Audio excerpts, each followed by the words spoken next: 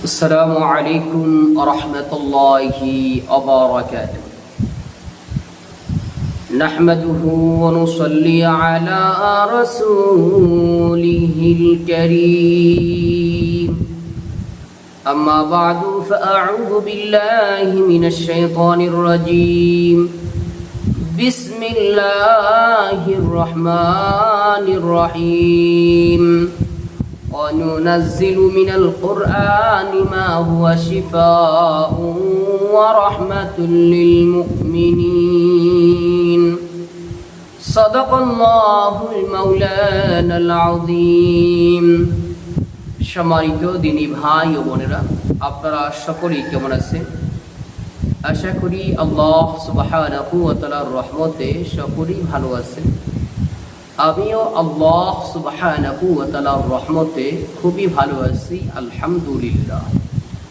সম্মানিত দিনী ভাই ও বোনেরা, আপনাদের মাঝে আজকে চমৎকার একটি বিষয় নিয়ে আসলাম।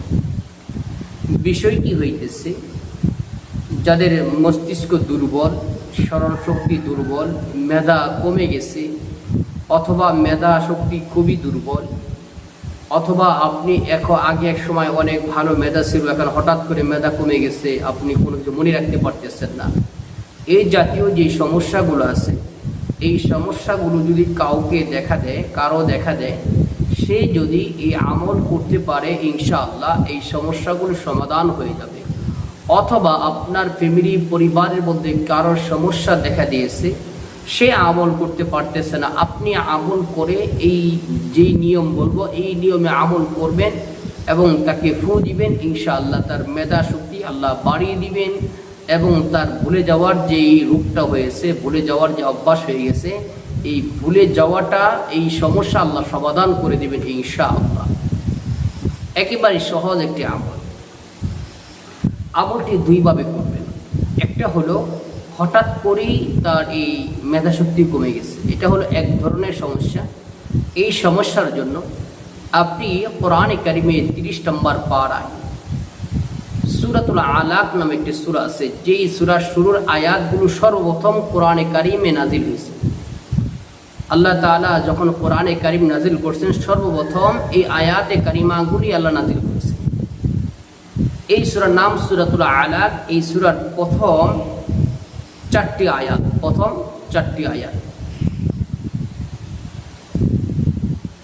এটা হলো যদি হঠাৎ করে ভুলে যাওয়ার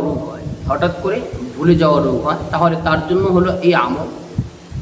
সূরা আলাকের প্রথম 4টি আয়াত অথবা 3টি আয়াত, এই 3টি আয়াতে কারিমা 21 বার করে পাঠ করবেন, গুনে 21 বার করে। আপনার নিজের হলে 21 বার পাঠ করে এইভাবে 2 হাতের মধ্যে ফু দিবেন, ফু দিয়ে পুরা মাথাটাকে মাসে করবেন।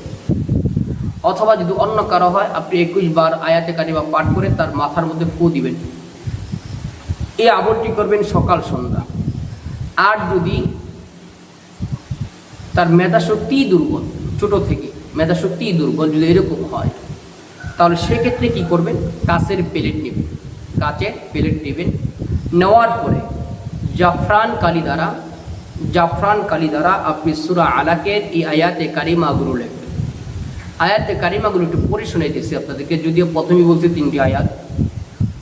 আউযু বিল্লাহি মিনাশ শাইতানির রাজীম। বিসমিল্লাহির রহমানির রহিম। ইকরা বিসমি রাব্বিকাল্লাযী খালাক।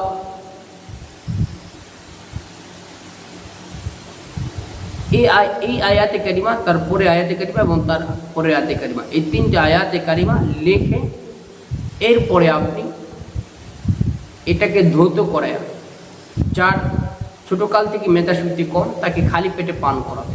এটা দিনে একবার, প্রতিদিন সকালে, এবং ওই প্রথম রোগীর মতো আমল করে তার মাথার মধ্যে ফু দিবেন।